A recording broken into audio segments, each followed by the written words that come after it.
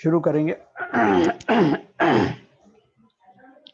ओम नमः सिद्धेभ्य जय श्री ओम नमः सिद्धेभ्य जय श्री ओम नमः सिद्धेभ्य।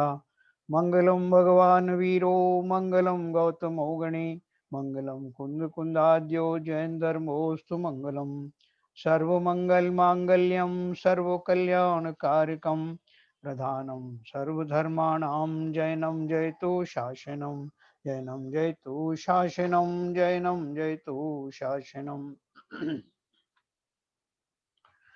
तो हमारा विषय चल रहा था तत्वों का परिचय। ये मोक्ष संबंधी विपरीत मान्यता हमारी बची थी 7 तत्वों में।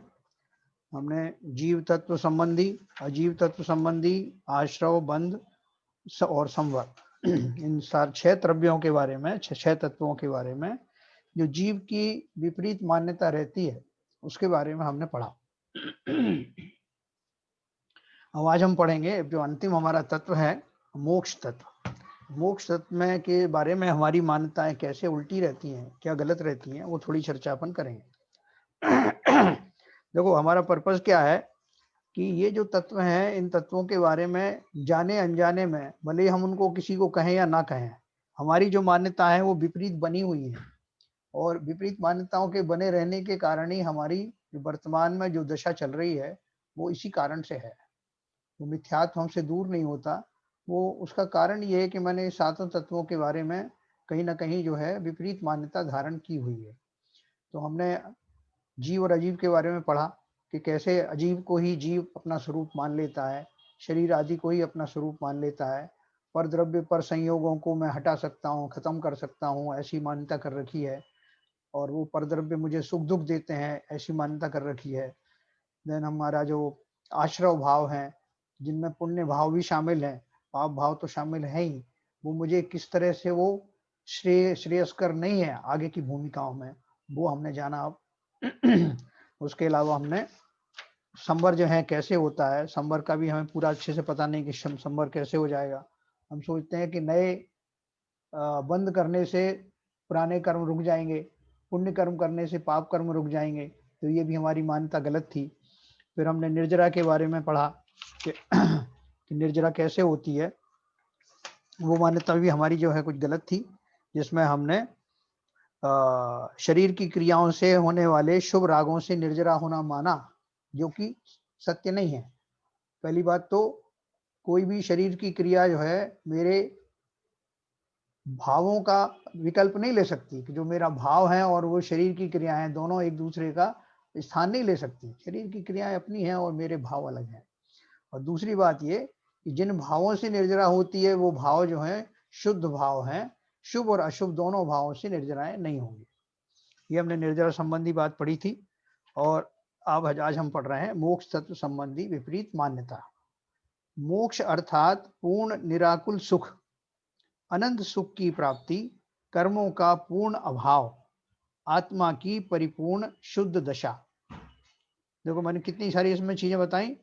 मोक्ष अर्थात पूर्ण निराकुल सुख, मतलब ऐसा सुख जो कि जिसमें कोई भी लेश मात्र भी आकुलता ना हो, क्योंकि आकुलता ही तो जो है अशांति का कारण है, दुख का कारण है। आकुलताएं समाप्त होते ही सुख प्रारंभ हो जाता है। उसी जाति का सुख अगर हम तलाश रहे हैं तो मोक्ष ऐसी ही स्थान है जहां पूर्ण निराकुल सुख मिलेगा, अनंत सुख की प्राप्ति होगी, कर्मों का पूर्ण अभाव होगा। मतलब एक तो सुख की जाति बता दी, कौन सा सुख मिलेगा, निराकुल जाति का सुख मिलेगा, और अनंत मिलेगा, इसकी कोई लिमिट नहीं, अनलिमिटेड। फिर कर्मों का पूर्ण अभाव होगा, आत्मा की परिपूर्ण शुद्ध दशा प्रकट होगी। आत्मा अनंत गुणमय है, उन सब अनंत गुणों का सामर्थ्य पूर्ण रूप से पर्याय में प्रकट होना, इसी को मोक्ष कहते हैं। देखो ये सब अनंत गुण तो निगोदीय जीव में भी है ना। जीव कितना भी छोटे से शरीर में हो, बड़े शरीर में हो, उससे उसका सुख दुख का जो है वो पता नहीं लगता। सुख दुख उसको, क्योंकि वो गुण तो सारे उसमें भी भरे पड़े हैं। लेकिन गुणों की वो जो डेवलपमेंट है, जो पराकाष्ठा है, जो पूर्ण प्रकट होते हैं पर्याय में, वो पर्याय में प्रकट हमारे नहीं हुए हैं, अनंत और सिद्धों के प्रकट होते हैं।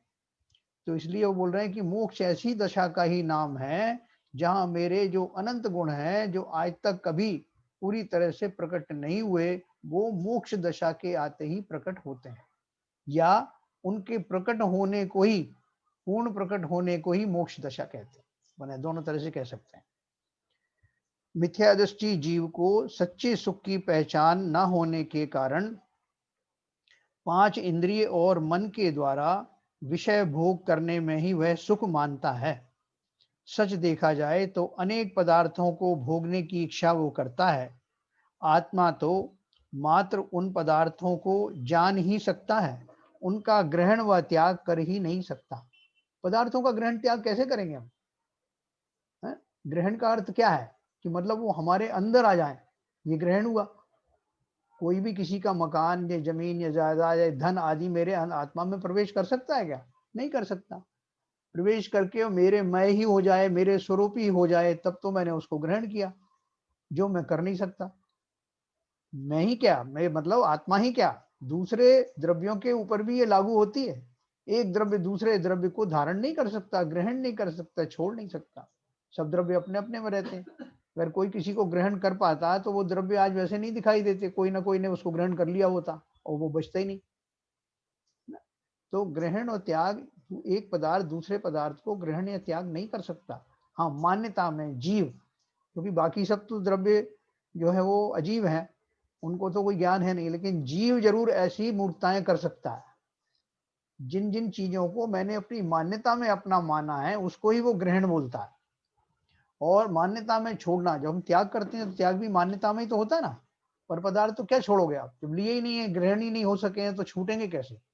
हाँ, मेरी मान्यता में मैं उनका स्वामी बन जाता हूँ, वो मेरे हैं ऐसा विकल्प मुझे आ जाता है, उनके माध्यम से मुझे राग द्वेष आने लगते हैं। तो जब मैं अपनी मान्यता उनमें से हटाता हूँ, तो उनके निमित्त से होने वाले राग द्वेष भी छूट जाते हैं। तो इसका अर्थ क्या है? कि मैं राग द्वेष अपनी खोटी मान्यताओं के कारण ही कर रहा था, पर द्रव्यों का कोई ग्रहण त्याग नहीं होता। हाँ, मैं अपने भावों का त्याग कर सकता हूँ। जैसे मैंने वो राग द्वेष आदि जो रखे थे, ग्रहण किए थे या परद्रव्यों के निमित्त से मुझे हो रहे थे, उनका त्याग मैं अवश्य कर सकता हूँ, क्योंकि वो मेरी आत्मा के ही विभाव पर्याय हैं, विभाव भाव हैं, उनका त्याग मैं कर सकता हूँ। उनको मैं छोड़ सकता हूँ, पूर्ण मान्यताओं को छोड़ सकता हूँ। तो मिथ्या दृष्टि जीव को सच्चे सुख की पहचान न होने के कारण पंच इंद्रिय और मन के द्वारा विषय भोग करने में ही वह सुख मानता है। सच देखा जाए तो अनेक पदार्थों को भोगने की इच्छा वो करता है। आत्मा तो मात्र उन पदार्थों को जान ही सकता है, उनका ग्रहण व त्याग कर ही नहीं सकता। अज्ञानी निरंतर ग्रहण त्याग की इच्छा करके निरंतर आकुलता करता है। क्वचित इच्छा पूर्ण हुई तो उसमें सुख मानता है, परंतु उसी समय में नवीन इच्छा जन्य आकुलता तो रहती ही है। वीतरागता यानी इच्छाओं का पूर्ण अभाव ही निराकुलतामय है। हमारी एक इच्छा की पूर्ति हो नहीं पाती, तब तक दूसरी इच्छा खड़ी हो जाती है, और इन इच्छाओं का ऐसा निरंतर क्रम चलता रहता है। एक पल भी ऐसा नहीं होता जब हम इच्छाओं से रहित हों। उसका कारण है कि हमारी ये जो मान्यताएं हैं वो खोटी हैं। हमने शरीर को अपना स्वरूप माना है, शरीर को अपना साथी माना है, अपना आज्ञाकारी शिष्य माना है, तो उसके निमित्त से बहुत सारी चीजें होती रहती हैं जिन्हें मैं अपनी डिमांड मानता हूँ, अपनी इच्छाएं मानता हूँ, जबकि मेरी नहीं है वो। अज्ञानी भोगों संबंधी सुख को सच्चा सुख मानता है, वो उसी प्रकार का सुख मोक्ष में होगा ऐसी कल्पना करता है। यही उसकी मोक्ष तत्व संबंधी विपरीत मान्यता है ना। मोक्ष में भी हम क्या मानते हैं कि जिस जाति के सुख मुझे अभी मिल रहे हैं, इंद्रिय जनित जो भोग आदि मुझे मिल रहे हैं, ऐसे ही वहां मिलते हैं क्या? हम लोगों से पूछते हैं और लोग हमको जो है एक क्षण में उसका उत्तर बता देते हैं, तो हम निराश हो जाते हैं। हाँ, वो क्या बोलते हैं कि नहीं भाई साहब, ऐसा जो कुछ आपको मिल रहा है वो वहां कुछ नहीं मिलेगा। अब देखो, बताने के भी दो तरीके हैं। कोई तो ऐसा बता देगा कि जो अपन को यहाँ मिल रहा है, उस तरह की कोई चीज वहां मिलेगी नहीं, ये ध्यान रखो। आप मोक्ष का उपाय तो कर रहे हो, लेकिन ऐसा मत समझना फिर घाटे में चले जाओ तो हमसे मत कहना।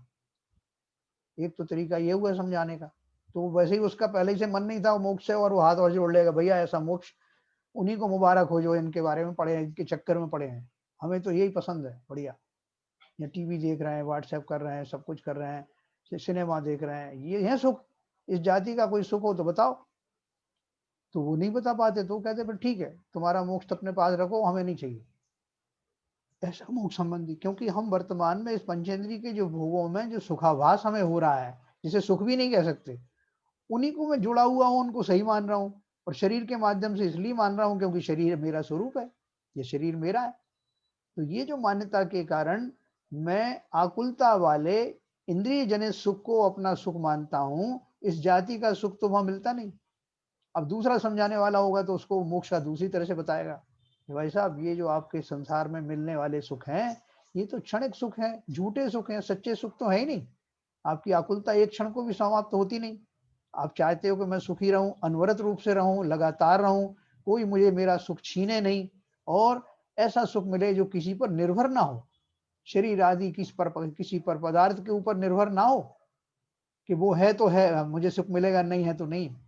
ऐसा निराकुल निराश्रित ऐसा सुख आपको मोक्ष में मिलेगा, अनंत काल तक मिलेगा, जिसे कोई बाधित नहीं कर सकेगा। और जिस जाति का सुख आपको अभी मिल रहा है, उससे अलग किस्म का 100% इससे अनंत गुना, इससे अनंत गुना सुख, ये तो सुख है ही नहीं। अगर इसको मान भी रहे हो किसी तरह से, तब भी इससे अनंत गुना सुख वहां पर मोक्ष दशा में मिलता है। तो जब इस तरह के सुख का कोई वर्णन करता है, तो उस समय तो हम थोड़ा सा चकित हो जाते हैं कि ऐसा सुख होता है क्या, क्योंकि हम उसका अनुमान भी नहीं लगा सकते कि ऐसा सुख कैसा होता होगा, इसलिए हमें उसका बहुमान नहीं आता। तो बार बार इनका अभ्यास करने से, अपने वर्तमान सांसारिक दुखों का चिंतन करने से और उनसे मुक्ति होने वाली अवस्था का ध्यान करने से हमें उस मोक्ष तत्व का वास्तव में कुछ कुछ किंचित आभास होने लगता है। तो एक दिन में हम मोक्ष भी समझ नहीं पाते, कहने कहने से तो हम भी कहने लगते साहब मुझे भी मोक्ष जाना है। तो ऐसी दशा में मोक्ष अगर हमें मिल भी गया तो मोक्ष कार्यकारी नहीं होगा ना। तभी तो बहुत सारे निगोदिया जीव, सूक्ष्म निगोदिया जीव, वो सिद्ध शिला में तक भी पहुंच जाते हैं, लेकिन उस मोक्ष सुख से तो वंचित ही रहते हैं ना, जो सिद्धों को मिलता है। तो ऐसे ही मोक्ष की रट, बिना मोक्ष को जाने हुए रट लगाने से ये उसका हमें वास्तव में फायदा मिलता नहीं। अनेक लोग हमसे प्रश्न पूछते हैं कि अहो, मोक्ष में जाने के बाद वहां क्या करना, अगर कुछ नहीं करना तो वहां जाने में क्या मजा, है ना, हमें कुछ करना धरना भी है ना। इस जीव ने बंध तत्व का स्वरूप जाना नहीं, दुख कर्म बंधन से है, और कर्मों का पूर्ण अभाव होकर ही पूर्ण सुखी बन सकते हैं।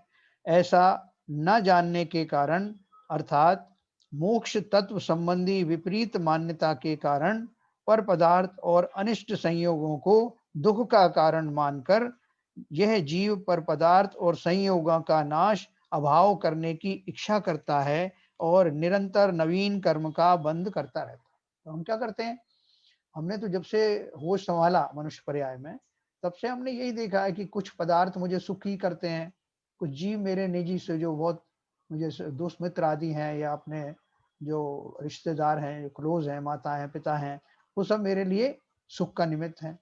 और जो मेरे शत्रु हैं, मेरे दुख के निमित्त हैं। तो मैं क्या करना चाहता हूँ कि जितने भी दुख के निमित्त हैं वो दूर हो जाएं, प्रतिकूल संयोग, और जो मेरे अच्छे संयोग हैं वो बने रहें, है ना। लेकिन वो होता नहीं, तो मैं आकुल व्याकुल होता हूँ।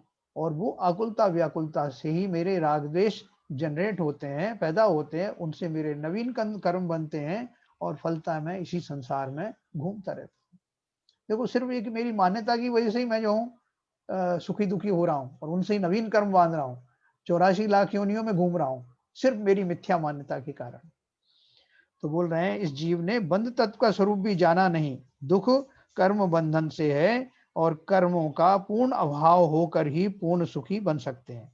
ऐसा न जानने के कारण, अर्थात मोक्ष तत्व संबंधी विपरीत मान्यता के कारण, पर पदार्थ और अनिष्ट संयोगों को दुख का कारण मानकर उन संयोगों वियोगों का अभाव करने की कोशिश करते रहते। इतना सब विस्तार से देखने पर पता चलता है, जिसने एक अपने आत्मा को जानने में भूल की है, वह सातों तत्व संबंधी भूल करता है। अपनी आत्मा को जिसने नहीं जाना, अपने स्वरूप को नहीं जाना, जिसने जीव तत्व को नहीं जाना, तो बाकी सबको तो बिल्कुल गलत ही जानेगा ना वो, कि बाकी सब तो इनकी संयोगी वियोगी पर्याय हैं। उन सातों तत्वों में जीव है ना कहीं, तो उन जीवों, अगर जीव के बारे में ही अगर मेरी धारणा सही नहीं है तो सारे तत्व ही गलत हो गए। 7 तत्वों का यथार्थ ज्ञान 7 तत्वों को जानने के लिए नहीं, परंतु एक अपनी शुद्धात्मा को अर्थात स्वयं को जानने के लिए है ना? जैसा कि अपन बार-बार बोलते हैं ना कि मैं और जीवों को और तत्वों को इसलिए जानना चाहता हूँ कि कहीं मैं कन्फ्यूज़ ना हो जाऊँ कि इनमें से मैं कौन हूँ? क्योंकि सुख तो मुझे प्राप्त करना है ना, परद्रव्यों को सुख की प्राप्ति की का ज़िम्मेदार मैं नहीं हूँ। पहली बात तो जीव के अलावा और कोई द्रव्य को सुख-दुःख का चक्कर है ही नहीं। और दूसरे जो जीव हैं, मुझसे अलग जो जीव हैं, इनकी एंटिटी अलग है, वो जीव अपना-अपना सुख का स्वयं ही खोज कर सकते हैं, स्वयं ही प्राप्त कर सकते हैं। मैं चाहकर भी अपने माता-पिता को, अपनी पत्नी को, अपने बच्चों को सुख नहीं दिला सकता, क्योंकि सुख और दुःख जो है उसके अपने भाव हैं, उसकी अपनी मान्यताओं के कारण उसे मिलते रहते हैं। और एक जीव दूसरे जीव को समझा नहीं सकता। सबसे बड़ी बात ये है कि पिता चाहे कि पुत्र को समझा दे, ज़मीन जायदाद तो दे सकता है, ले सकता है, लेकिन उसको उसको भावों से सुखी-दुखी नहीं कर सकता। उसकी मान्यताएँ नहीं बदल सकता। अपन लाख चाहें कि हमारे जितने भी आस-पास के लोग हैं, हमारी सब समाज के लोग हैं या परिवार के लोग हैं, वो भी ऐसा चिंतन करने लगें, वो भी ऐसे सुखी हो जाएँ, तो नहीं कर सकता। अगर कर सकते तो आदिनाथ भगवान अपने मारीच को, पोते को सबसे पहले समझाते ना।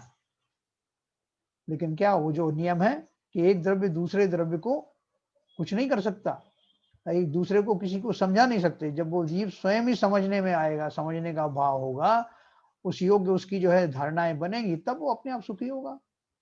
एक पहले तीर्थंकर से 24 तीर्थंकर तक की जो यात्रा हुई, 24 में जाके तीर्थंकर बने वो मारीची, अर्थात उनको अपनी मान्यता को बदलने में इतना समय लग गया। करोड़ों अरबों, तो हम और आपकी क्या जो है इस बिसात है कि हम किसी को समझा दें।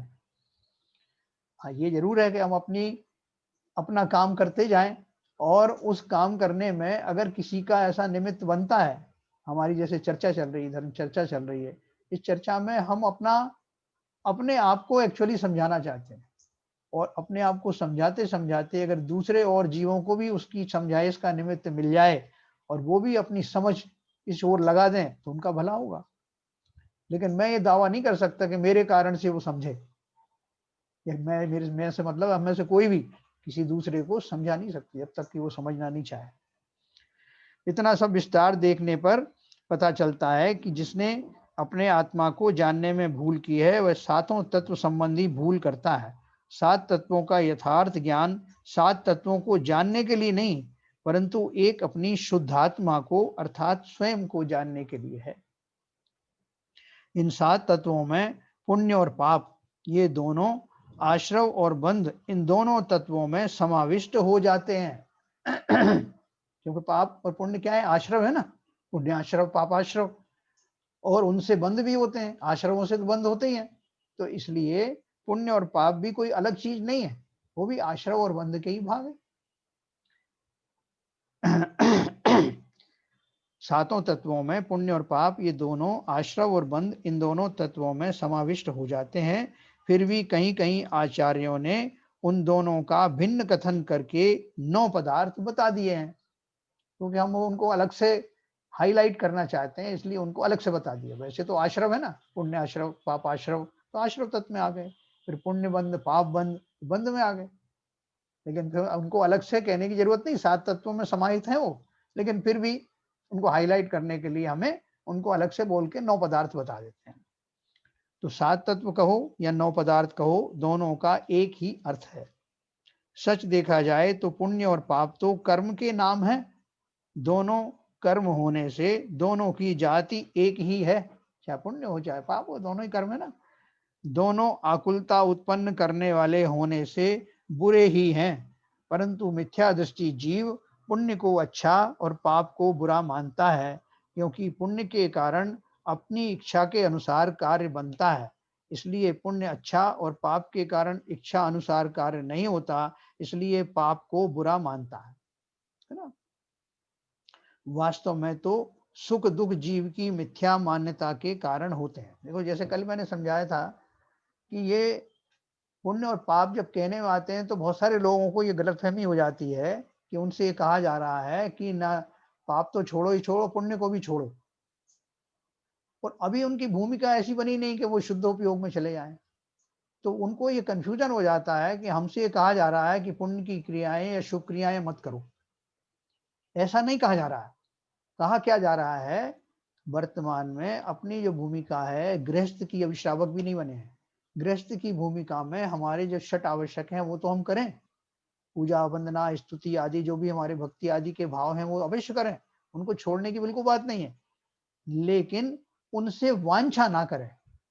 उनमें होने वाले जो पुण्य बंध होता है, उनकी वांछा ना करें, वो अपने आप ही बंद होंगे। खाली इतनी सी बात है। क्यों? क्योंकि वो जो पुण्य वांछा वाले जो पुण्य हैं, वो हमको कोई लाभ नहीं पहुँचाते। उनसे अगर हमें कुछ भोग सामग्री मिल भी गई, तो उनको भोगने में फिर हम पाप करेंगे। तो बिना वांछा के निर्वांछक होकर के भक्ति भाव आदि सारी षट क्रियाएँ षटावश्यक करें, उसकी कोई मनाही नहीं। लेकिन वो धर्म के मार्ग में आपको सहायक नहीं होने वाले। डायरेक्ट उनसे सहायता नहीं मिलने वाली, तो इनडायरेक्ट कैसे मिलेगी? इनडायरेक्ट ऐसे मिलेगी कि जब मैं निर्वांछ रूप से भक्ति भाव आदि करूँगा, तो मेरा जो सातिशय पुण्य का बंध होगा। और सातिशय पुण्य के बंध में मुझे जिनवाणी आदि का सहयोग मिलेगा। ऐसे जिनवाणी सुनाने वाले आचार्य आदि मिलेंगे, सच्चे शास्त्रों का समागम मिलेगा, ये सब मुझे मिलेगा। और भोग सामग्री आदि भी जो मिलेगी, इनके परिणाम स्वरूप उनमें मैं आसक्त नहीं होऊँगा। कितने सारे फायदे हैं मुझे। काम उतना ही कर रहा हूँ मैं, जो आज कर रहा हूँ।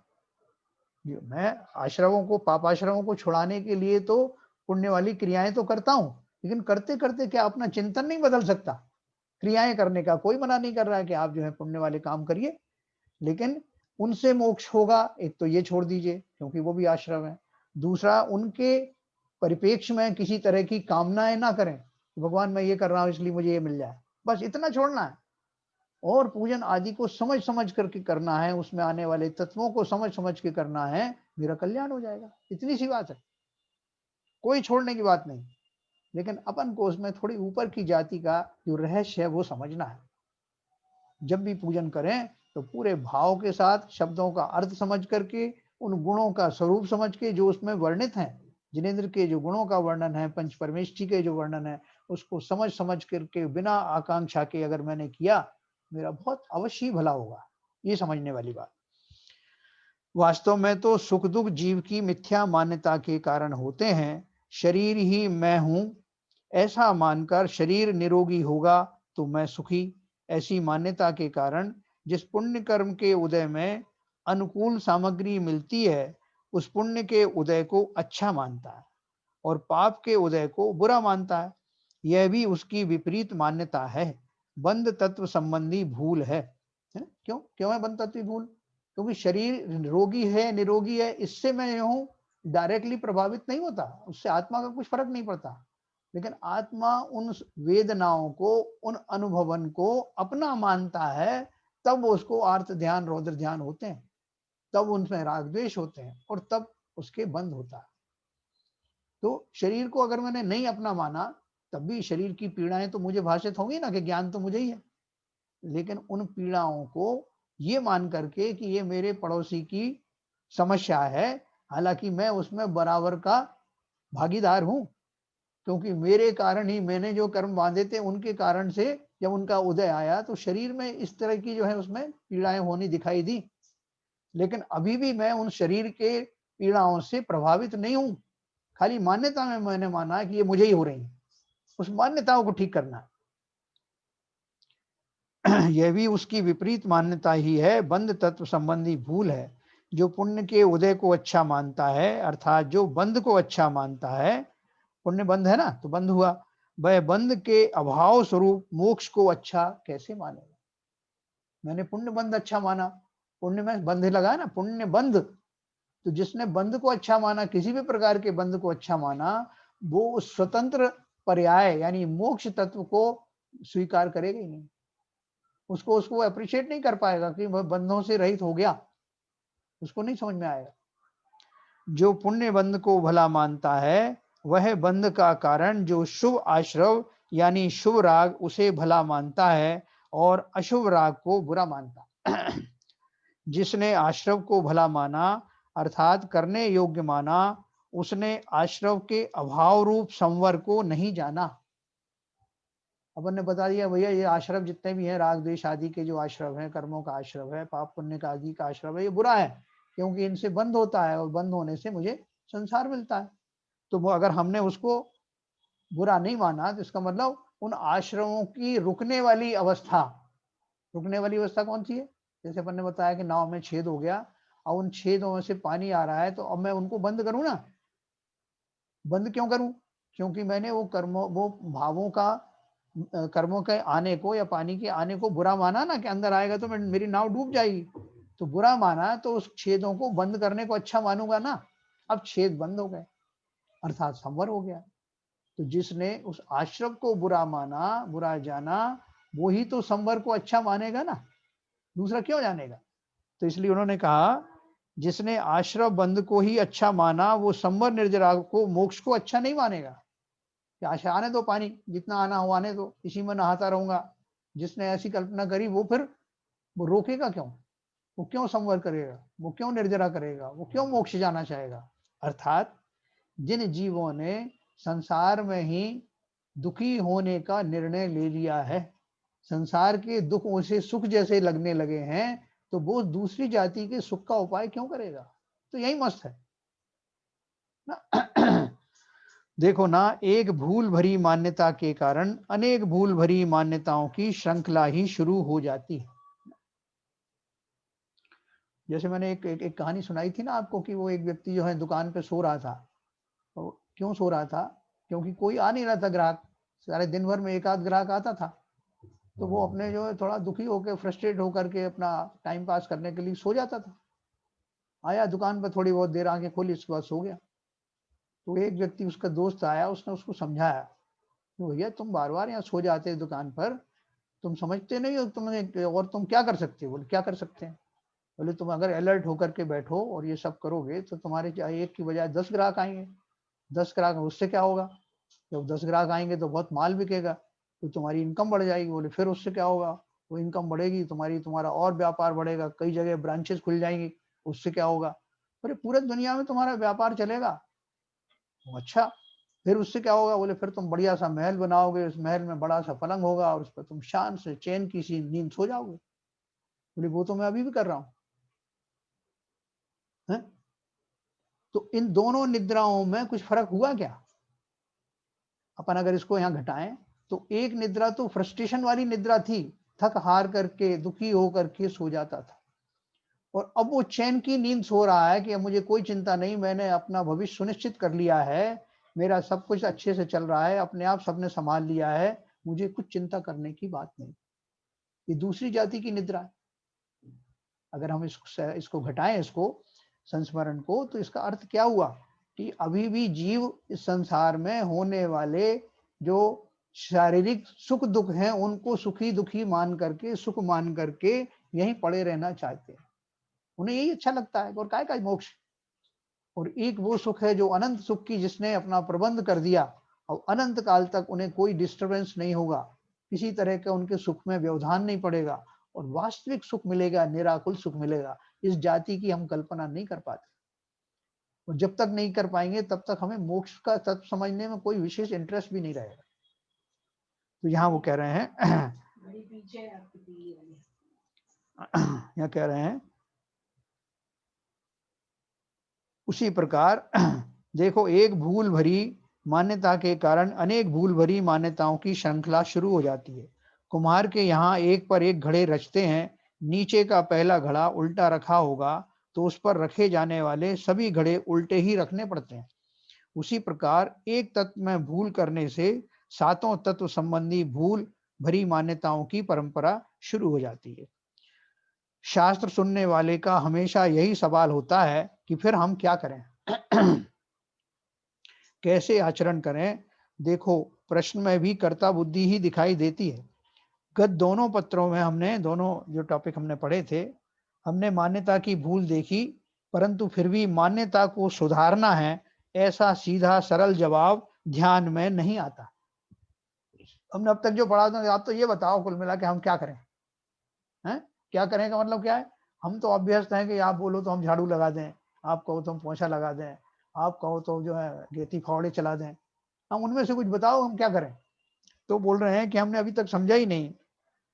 ऐसा सीधा सरल जवाब कि मुझे अपनी मान्यता सुधारना है, ये हमको समझ में नहीं आता।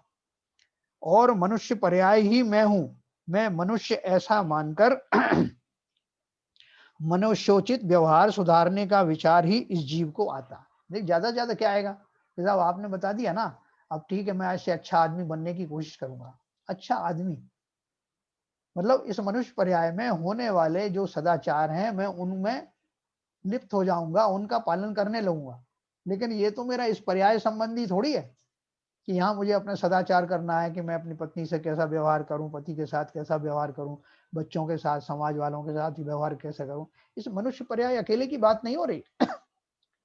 चूँकि मैं तो जीव तत्व हूँ और सभी पर्यायों में विद्यमान हूँ, तो मुझे तो ऐसा कुछ करना पड़ेगा कि पहली बात तो ये पर्याय ही धारण ना हो।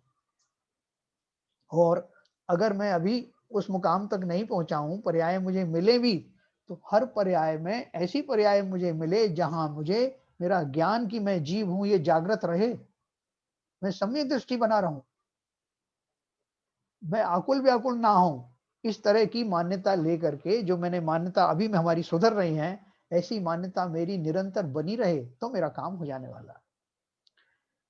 एक आदमी ज़मीन पर झुककर कुछ कर रहा था। उससे उसके मित्र ने पूछा, "अरे भाई क्या कर रहे हो?" उसने जवाब दिया कि मैं कब से मेरी जो छाया टेढ़ी-मेढ़ी दिख रही है, उसे सीधा करने की चेष्टा कर रहा हूँ। तो बोले कि हमें दूसरे की मूर्खता देखकर हँसी आती है ना। मित्र ने सलाह दिया कि छाया सुधारने की कोशिश मत करो। तुम सीधे हो जाओ तो छाया भी अपने आप सीधी हो जाएगी, है ना? जैसा मैं कर रहा हूँ, मेरे कारण ही तो वो छाया वैसी दिखाई दे रही है। मेरे भावों के कारण, मेरी मान्यता के कारण ही तो वास्तव में मैं सुखी-दुखी हूँ। तो मान्यता सुधारो। हम भी पर्याय से, शरीर से एकत्व करके मनुष्य व्यवहार, आचरण सुधारने की चेष्टा, प्रयत्न करते हैं। वरना बहुत सारे जीव ऐसे हैं समझ जाते हैं कि नहीं साहब मेरा बहुत बदल गया अभी। क्या बदल गया? अब वो पहले मुझे क्रोध आता था, वो काफ़ी कम हो गया। जब मैं मायाचारी करता था, वो मेरी काफ़ी चली गई, काफ़ी कम हो गई। मान कषाय भी कम हो गई, लोभ भी कम हो गया। तो अब इसका मतलब ये है कि मैं सुधर गया। हाँ? तो वो क्या बोल रहे हैं कि शरीर से एकत्व करके, शरीर से एकत्व हुआ ना ये, क्योंकि मैंने अपनी पर्याय को मात्र मनुष्य पर्याय मान लिया, स्त्री पुत्रों की जागीर मान लिया, तो उनके हित से मैंने अपने सदाचार पालन करने का भाव बनाया। इसलिए नहीं कि मैं जीव तत्व हूँ और जीव तत्व के तो विपरीत आचरण होने ही नहीं चाहिए, ऐसी मान्यता तो आई नहीं। मैंने ऊपर के जो आचरण है वो ओढ़ लिए और ये मान के चला कि मैं ये शरीर हूँ, मैं मनुष्य हूँ, किसी का पिता हूँ, किसी की पत्नी हूँ, इस तरह के भाव। तो इसलिए बोल रहे हैं, हम भी पर्याय से, शरीर से एकत्व करके मनुष्य व्यवहार, आचरण सुधारने की चेष्टा प्रयत्न करते हैं। उस समय हमारे परम सुहृद यानी परम मित्र अर्थात देवशास्त्र गुरु हमसे कहते हैं कि हे भव्य, तुम अपने को पहचानो। पर्यायों की तरफ देख-देख कर उनमें से विभाव और राग द्वेष दूर करने का प्रयत्न छोड़ दो। तुम स्वयं अपने आप को स्वभाव रूप मानो, स्वयं को स्वयं में स्थापन करो, तब तुम्हारी पर्यायें अपने आप स्वसन्मुख होकर स्वभाव रूप परिणमन करने लगेंगी। क्या अर्थ हुआ इसका? कि बजाय अपने विचारों को इतना संकीर्ण मान करके, मान लो कि बहुत पहले मेरे राग द्वेष चलते थे, अब मैं थोड़ा-सा सुधर गया, तो कितना सुधरा? अब मैं सुधरा इतना खाली कि मैं अभी मुझे पर्यायों में क्रोध आदि आता था, तो क्रोध आदि को कम कर लूँगा, अब नहीं करूँगा। लेकिन क्रोध मेरा स्वभाव नहीं है, जो मेरी मूर्खताएँ हैं शरीर संबंधी और बाकी के द्रव्य संबंधी जो मेरी गलतफ़हमियाँ हैं, उनको दूर करूँगा तो ये क्रोध आदि जड़ से मिट जाएगा। करने-धरने का भाव भी नहीं आएगा कि मैं कम करूँ इसको, मैं ज़्यादा करूँ इसको, ये आते इसलिए हैं, मेरी मिथ्या मान्यताओं के कारण जिसमें मुख्य मान्यता 2 हैं। एक तो शरीर, शरीर आदि जो पदार्थ हैं जिन्हें मैं अच्छा मानता हूँ, उनके निमित्त से मैं सुखी-दुखी होता हूँ, एक तो मान्यता ये। और दूसरे ये कि शरीर के साथ जुड़े हुए जो बाकी मेरे जो है पदार्थ हैं, जिनसे शरीर को मैं सुखी होना या दुखी होना मानता हूँ, उनकी व्यवस्था करना मेरा काम है और वो मुझे सुख देंगी ऐसा मानना। पर पदार्थों की व्यवस्था मैं नहीं कर सकता। पर पदार्थों के माध्यम से होने वाले राग द्वेष का इंतजाम मैं कर सकता हूँ। कैसे कर सकता हूँ? क्योंकि वो पर पदार्थ जो है अपने अपने स्वरूप में मग्न है, उनका जो स्वरूप है उस हिसाब से आते रहते हैं। जो मेरे शत्रु मुझे दिखाई देते हैं वो भी अपनी अपनी योग्यता से अपने अपने समय में उस रूप से परिणमित होते हैं, और मुझे लगता है कि ये मुझे सताने आया है। जब मेरी मान्यता बदल जाएंगी तो मैं सोचूंगा ये अपने कार्य से आया है, अपने हिसाब से आया है। हाँ, मेरे पूर्ण पर कर्म का उदय होगा तो उसमें ये निमित्त बन के मुझे गाली वाली भी दे सकता है। ऐसा मैंने मान लिया तो मुझे वो उस जाति का दुख फिर नहीं होने वाला। इसी तरह से शरीर आदि के माध्यम से जो कुछ मेरी इच्छाएं पूर्ण हो जाती हैं तो ये समझो कि आपके उस जाति के कुछ कर्मों का उदय आने से आपके रोग चले गए, लेकिन वो फिर आ जाएंगे और शरीर में आते रहे। शरीर के माध्यम से राग द्वेष किया है और शरीर को ही प्रताड़ित किया जाता है, लेकिन शरीर प्रताड़ित होता नहीं क्योंकि उसको ज्ञान है नहीं।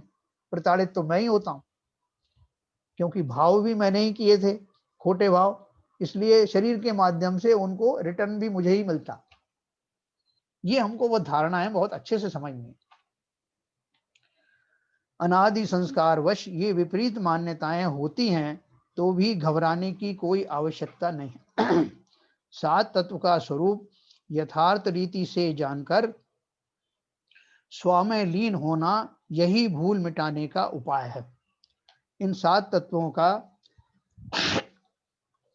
ज्यों का त्यों श्रद्धान अर्थात उनके हे ये उपादेय स्वरूप का वर्णन अपन अगले अध्याय में पढ़ेंगे। तो देखो अभी मैं आपको अनम्यूट करूंगा, इसके बारे में जिनको जो कुछ भी पूछना हो पूछ सकते हैं। हाँ वो हो रही है।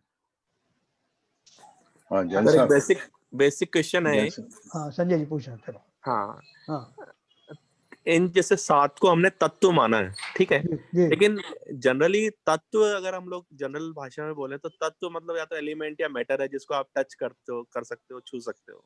हाँ तो ऐसा नोमेनक्लेचर तत्व करके क्यों यूज किया इसके लिए?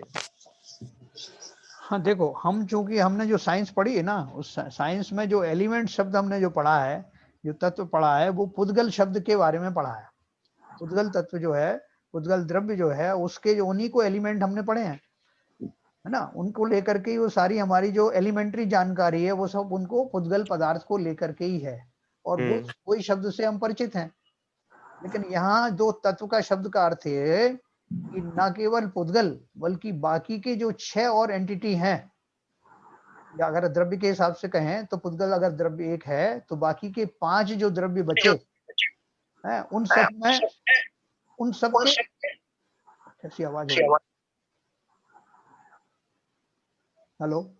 हाँ, तो वो जो बाकी के जो 5 तत्व बचे, 5 द्रव्य जो बचे हैं, उन सब के अंदर में जो बेसिक उसके अंदर में रूट कॉज है उसको मैं एलिमेंट कहता हूँ। या एलिमेंट का अर्थ क्या है? जैसे अपन बल्ब में एक फिलामेंट होता है, बल्ब के डब्बे को भी मैं बल्ब कह देता हूँ, भाई साहब वो बल्ब उठा के लाना, तो डब्बा उठा लाया जैसे मैं बल्ब भी रखा था। और बल्ब का जो बाहर का जो कांच की केसिंग है उसे भी बल्ब कहता हूँ, लेकिन एक्चुअल में बल्ब क्या है? वो उसका जो फिलामेंट है वो ही प्रकाश देता है।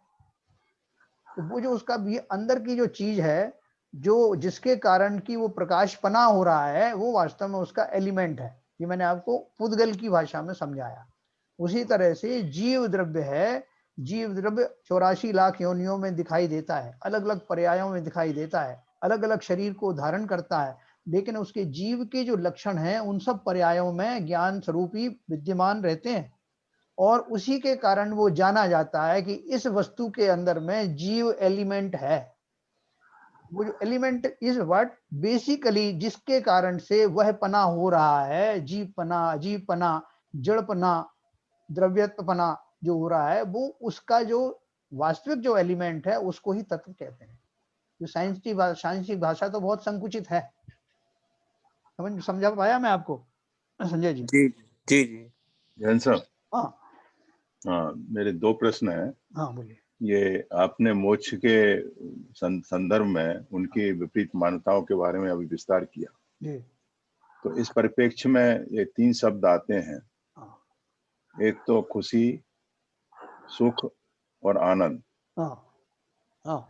तो इसके ऊपर थोड़ा विस्तार करेंगे इन तीनों का, इनमें क्या अंतर है? वास्तविक। हाँ अच्छा देखो ऐसा है, हम जो खुशी का शब्द यूज करते हैं वो व्यवहार में यूज करते हैं।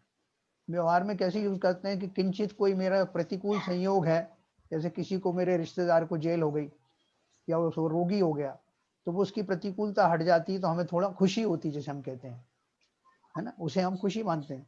और दुखी क्या करते हैं, दुख भी इन्हीं का स्वरूप है, प्रतिकूल संयोगों का हट जाना, आ जाना, प्रतिकूल संयोगों का आ जाना या इष्ट संयोग का चला जाना, इन दोनों अवस्थाओं में मुझे दुख होता है। लेकिन दुख एक व्यापक शब्द है। खुशी तो फिर भी हम टेम्परेरी उनके शब्दों के लिए यूज कर लेते हैं, लेकिन जो दुख शब्द है वो बड़ा व्यापक शब्द है, जिसे हम संसारी अवस्था में भी इसका प्रयोग करते हैं।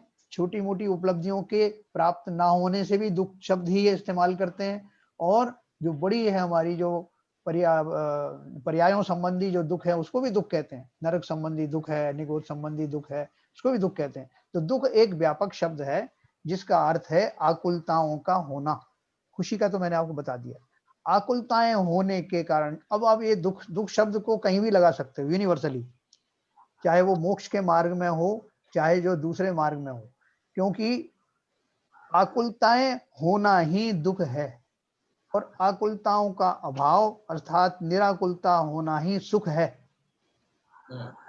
वास्तव में सुख जो शब्द है वो भी बहुत व्यापक है और दुख शब्द है ये भी बहुत व्यापक है। खुशी उशी तो ये टेम्परेरी वर्ड है। अब वो आकुलता और निराकुलता का अर्थ क्या है? देखो, संसार में जिसे हम शांति कहते हैं, सुख के फलस्वरूप शांति आती, जिसे हम सुख और शांति को एक पर्यायवाची मान सकते हैं, क्योंकि सुख का अर्थ है निराकुलता, निराकुलता का अर्थ है शांति। अपन आजकल सब्जी वाले के पास जाओ, अंकल जी आप टेंशन मत लेना, हर कोई बोले टेंशन मत लेना, उसका अर्थ क्या है? टेंशन मत लेना मतलब आकुल व्याकुल मत होना। वो भी हमको अपने शब्दों में समझा देता है। आकुल व्याकुल मत होना मतलब आप समाधान बने रहना, आप समता में रहना, आपके साथ सही होगा, सही मूल्य पर मैं आपको वस्तु दूंगा, ऐसा। हम इस आकुलता को छोटी छोटी बातों में संसार में भी घटित करते रहते हैं। कोई वस्तु उपलब्ध नहीं हुई तो हम टेंशन में हो जाते हैं, किसी ने हमको गलत सामान दे दिया तो टेंशन में हो गए, कोई मेरे बच्चे के साथ कुछ अनिष्ट ना हो जाए सोच करके मैं टेंशन में आ जाता हूँ। इस तरह टेंशन, मैं अंग्रेजी शब्द में बोल रहा हूँ, ये आकुलता का ही रूप है। और ये आकुलताएं क्षण क्षण में हमें होती हैं, लंबी आकुलता भी होती है और छोटी छोटी भी होती, लेकिन हम वो छोटी छोटी आकुलताओं को ही आकुलता मानते हैं। उनको दूर करने के लिए बार बार जो प्रयत्नशील रहते हैं, और यदि वो अपने किन्हीं कारणों से कर्मोदय आदि समाप्त हो जाए या वो समाप्त हो जाती टेंशन, तो मैं अपने आप को सुखी मानने लगता हूँ। लेकिन ये सुख मेरा उस जाति का सुख नहीं है जो कैसा हो, कंटिन्यूअस सुख हो, जो छोटी मोटी ये टेंशन वेंशन के आधार पर नहीं, बल्कि अपने स्वरूप से आने वाले, अपने स्वभाव में जो सुख गुण विद्यमान है उसके आश्रय से प्रकट होने वाला जो सुख है, वही वास्तव में निराकुलता को देने वाला है। उसका मुझे ज्ञान नहीं है, तो वास्तव में मेरा दुख का कारण सिर्फ यही है कि मैं अपने सुख गुण का ज्ञाता नहीं हूं। वर्तमान में मेरा वो ज्ञान सुप्त पड़ा हुआ है। समझा पाया आप? नहीं, इसमें एक शब्द और मैंने बोला था, आनंद।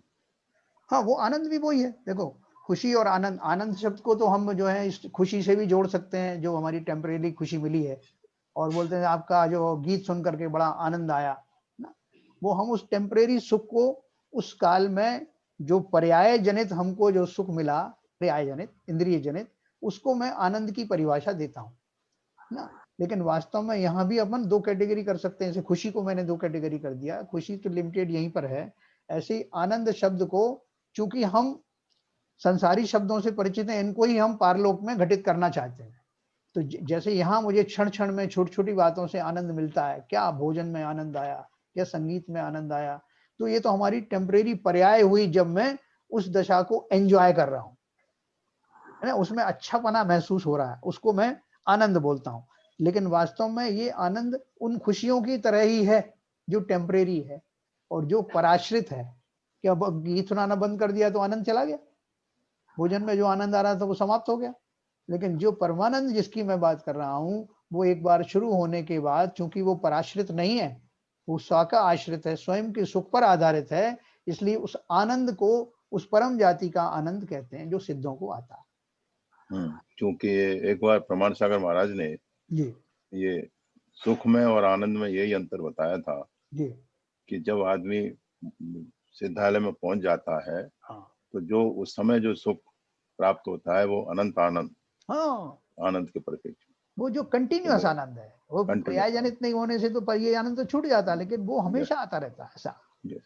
अच्छा, दूसरा ये था अपने जब आप ये इसका विवेचन कर रहे थे जी, तो आपने बोला कि भाई मैं प्रयास कर रहा हूँ, मैंने क्रोध करना छोड़ दिया है, मैंने राग द्वेष करना बंद कर दिया है। हाँ, तो वो तो एक प्रक्रिया है, प्रयास है। हाँ, हमारा प्रयास है अपने राग द्वेषों से मुक्ति पाने के लिए, क्रोध की जो पर्याय है हमारे आदत पड़ी हुए संस्कारों से विरक्ति पाने के लिए। हाँ, तो वो तो उसी दिशा में प्रयास ही है ना। हाँ। देखो ऐसा है कि अभी अपन जो है ना प्रवृत्ति रूप प्रयास करते हैं। प्रवृत्ति रूप का अर्थ क्या है? यहाँ भी मेरी भूल पड़ी कि मैं ऐसा कर सकता हूँ, मैं क्रोध आदि रोक सकता हूँ, मैं इस तरह का कर सकता हूँ। जो कर्तापना है वो तो अभी भी बना है, लेकिन अच्छा। वो किस कारण से जो है मुझे क्रोध हो रहा था उसकी जड़ में मैं नहीं जा रहा। मैं क्या कर रहा हूँ, मतलब क्रोध तो आएगा मुझे, क्रोध आने के निमित्तों को मैं दूर नहीं कर रहा हूँ, जी, वो तो बन रहे हैं, लेकिन मैंने ये संकल्प कर लिया कि अब जब भी क्रोध के ऐसे प्रसंग आएंगे तो मैं मौन धारण कर लूंगा, मैं चुप रहूंगा। मुझे अंदर से भले क्रोध आएगा लेकिन मैं किसी से कुछ कहूंगा नहीं। तो क्रोध तो प्रकट हो रहा है ना, बल्कि उनको आप दबा रहे हो, उनको दूसरी जाति के कषाय में कन्वर्ट हो जाएंगे वो। कभी तो मैंने जो है थोड़ा संयम रखा हुआ है, मुझे किसी ने कहा हुआ है, इतने दिन का मैंने नियम लिया है, लेकिन जब वो नियम पूरा हो जाएगा तब मैं देखूंगा। तो अभी जो मैंने जो क्रोध आदि कम करने का जो भाव किया है प्रारंभिक भूमिकाओं में, वो सब आता है, लेकिन उसकी असली जड़ क्या है? वो मुझे क्रोध आता ही क्यों है? उन जड़ों को अगर मैंने सुधारा, जैसे वृक्ष में तने को पानी देने से वृक्ष को फायदा नहीं होता, पत्तों के ऊपर पानी छिड़कने से पानी को उस वृक्ष को फायदा नहीं होगा, जड़ में दोगे पानी। और जड़ क्या है? जिन कारणों से वो मुझे क्रोध आता था, वो कारण ही मैं सच्चे रूप से अगर समझ जाऊं, कैसे समझूंगा कि मुझे जो है किन कारणों से दुख होता है? कि मैं पर वस्तुओं में सुख और दुख की कामना करता हूं, और पर वस्तुएं स्वतंत्र हैं, स्वाधीन हैं, उनका जैसा निमित्त होना होगा वैसा होगा। उसके अनुसार मुझे अपने आप को ढालना है, अपने आप को समझना है कि मेरे अंदर, जैसे कहते हैं ना, 4 बर्तन होंगे गृहस्थी में तो उनकी आवाज भी आएगी, खटकेंगे भी। इसका अर्थ क्या है? समाज में और देश में, परिवार में जितने जन हैं वो अपने अपने हिसाब से परिणमन उनका होता है। कई बार जब, चूंकि मैं भी संयोग बस साथ में हूँ, मेरे किन्हीं भावों का आश्रय पाकर के उन जीवों में क्रोध आदि उत्पन्न होते हैं, उनके फलस्वरूप मुझे फिर क्रोध आदि उत्पन्न होते हैं, और मैं उनको अपना स्वरूप मान के कि वर्तमान में मैं मनुष्य हूँ, इसका पति हूँ, इसका पत्नी हूँ, मैं भी दुखी और नाराज होने लगता हूँ। लेकिन अगर मैंने ये सोच लिया, ये धारणा बना दी, मैं ज्ञानी होने लगा कि भैया संसार में ये सब मेरे पूर्व कर्मों के निमित्त से ही तो ये सहयोग मिले, ये संयोगी मिले हैं, और ये जो क्रोध आदि के संयोग मिल रहे हैं मेरे पूर्वकृत कर्म के कारण, किसी का दोष नहीं। और जब ये कर्म का निमित्त समाप्त हो जाएगा तो ये भी समाप्त हो जाएगा, इनमें बुरा भला क्यों मानना? इन भावों के साथ, यानी जड़ों को सुधारने के भावों के साथ अगर मैं क्रोध आदि कम करने की प्रैक्टिस करूंगा तो वो सफल होगा, वो सफल प्रयोग है उसका। Well done. ठीक है सर, और किसी का कोई प्रश्न?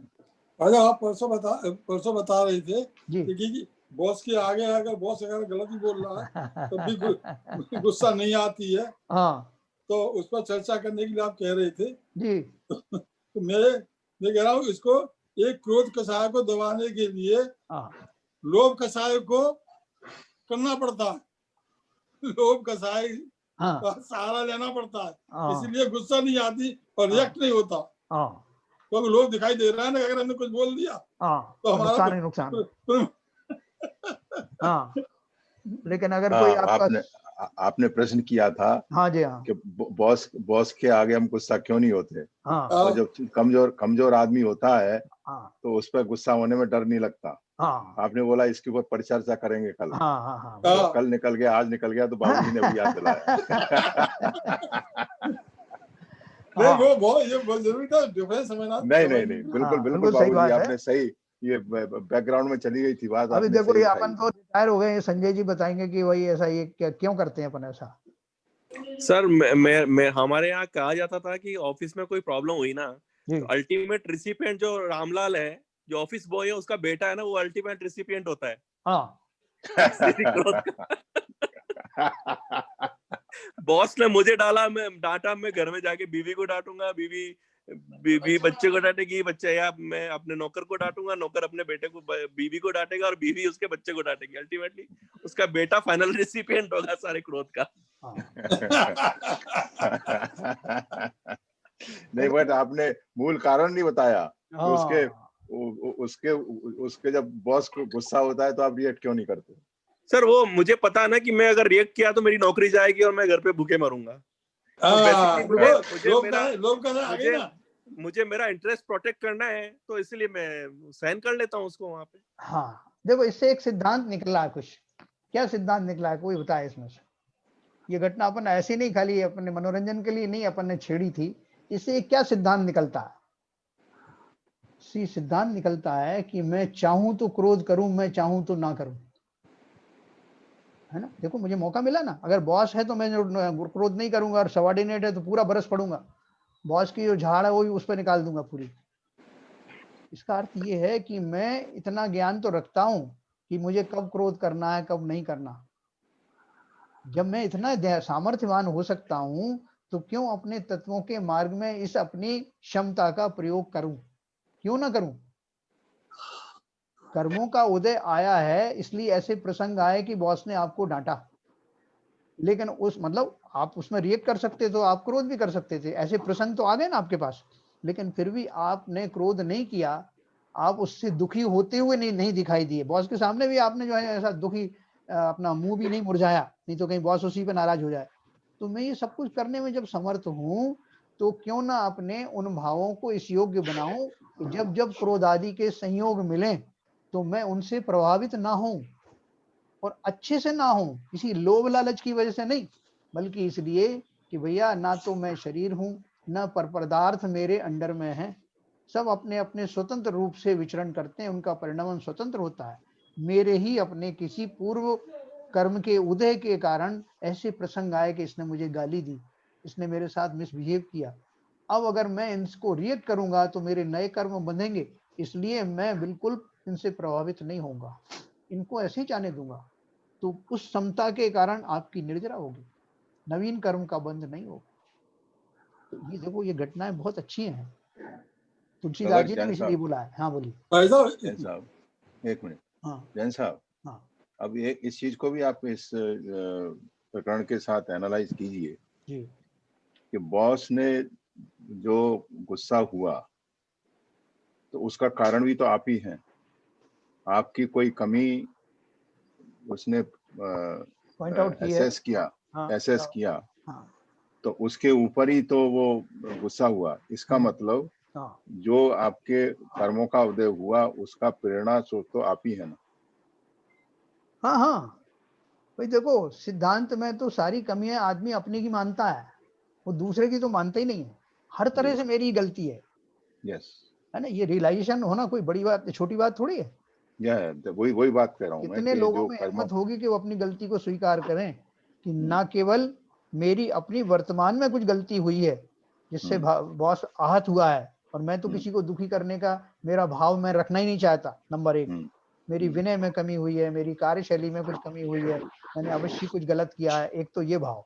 और दूसरा एक, कई बार ऐसी गलतियां भी इग्नोर हो जाती, कई बार नहीं होती जी, तो वहां मेरा कर्म सिद्धांत भी बीच में आता है कि मैं बहुत समय से ऐसी गलतियां कर रहा था, लेकिन अभी वो सब इग्नोर हो रही थी, बल्कि बॉस उनको अच्छे ही उसमें ही ले रहा था। लेकिन अब आज जो है मेरा कर्म का उदय भी बदल गया, और वो जो मेरी जो गलतियां थी जिन्हें वो लाभ अच्छी मान रहा था, अब उसका विवेक जागृत हुआ और उसने समझ गया कि ये जो इसकी उपलब्धि नहीं है तो इसकी कमियां है। समय अलग अलग होता है ना, कभी आप बहुत क्रोध करते हो तो वो आपको कोई कहेगा भाई साहब प्रमोशन नहीं मिला इसलिए उन्होंने नहीं दिया कि वो बहुत क्रोध करता था, और कभी कभी किसी को मिला तो बोले भाई साहब वो छोड़ता थोड़ी अगर उसको नहीं देते, इसलिए उसको मिल गया।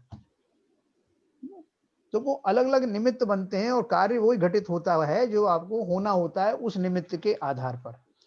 इसलिए हर दशा में अपनी गलती स्वीकार करके आगे बढ़ना, चाहे वर्तमान में मेरी गलती हुई होगी या पूर्व कर्म का उदय आएगा, पूर्व कर्म मैंने ही तो बांधे थे। तो इसलिए कोई कंडीशनल नहीं रखता, जिन्हें मोक्ष मार्ग पर बढ़ना हो वो बिल्कुल अपनी स्वीकारोक्ति पूर्वक ही आगे बढ़ते हैं, तभी तो उनकी कर्म कटते हैं, नहीं तो कटने वाले नहीं।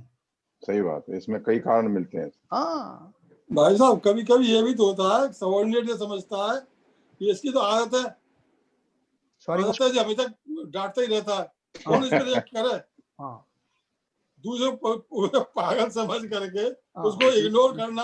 हाँ हिसाब है तो बहुत से काम होता है डांटने का, हाँ कौन इस पर रिएक्ट करे, हाँ तो भी शांत हो जाता है आदमी, तो उसे हाँ, आप क्या हाँ। कहेंगे? नहीं नहीं लेकिन ऐसा घर में नहीं सोचता बाबूजी, हैं? ऐसा घर में नहीं सोचता है।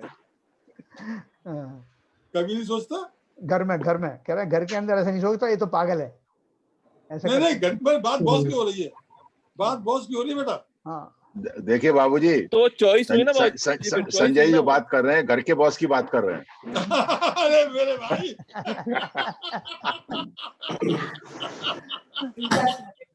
हाँ समझे? तो आप मेरा एक आप सवाल समझो। करूं? तो घर के बॉस की बात कर रहे हो यार। हाँ आप समझो। तो मैं वहां तक मैं नहीं पहुंच पाया भैया, नहीं आप समझो संजय जी को।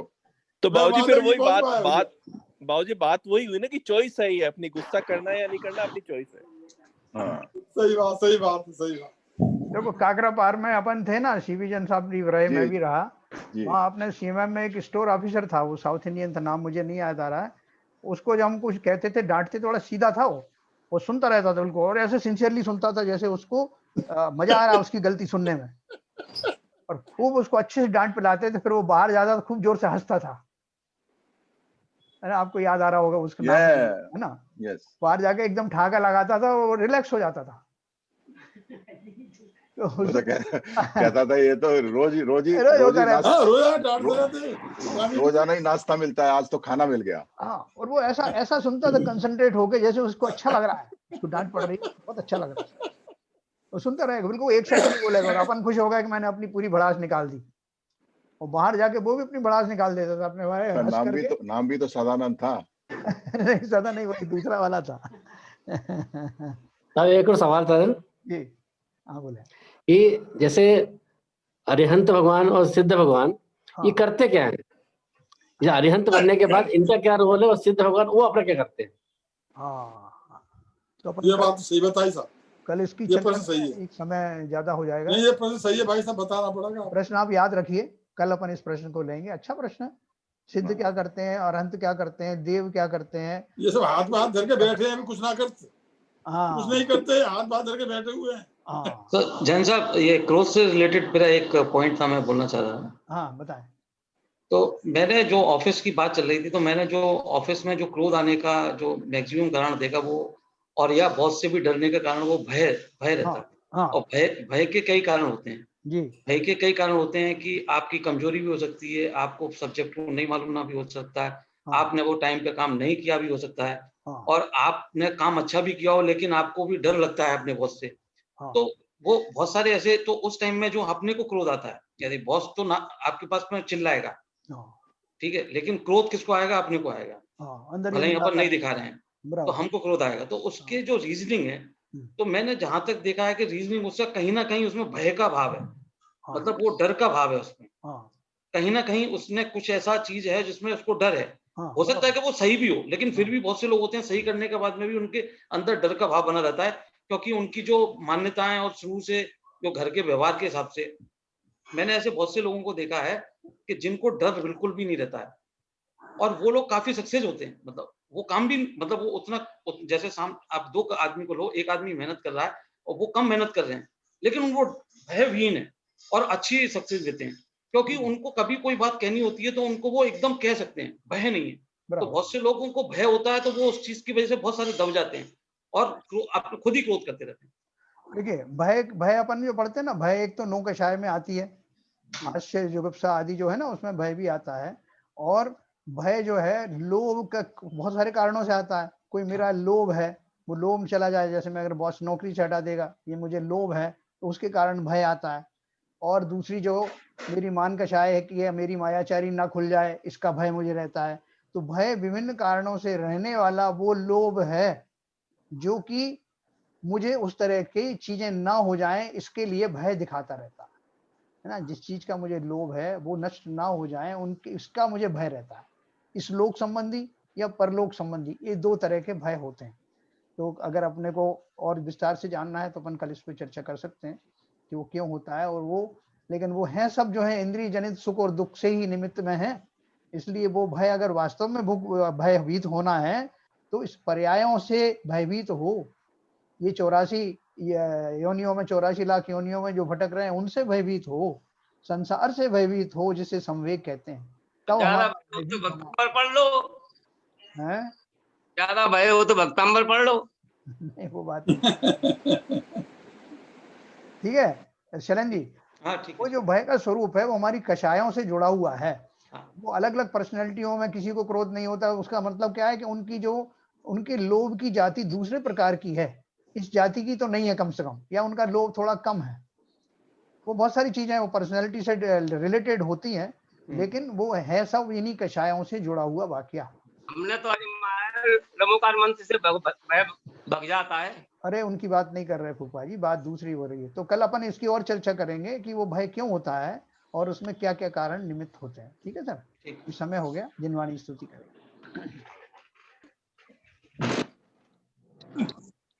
मिथ्यतम नाश विको ज्ञान के प्रकाश विको अपर भास विको भानु सी बखानी है।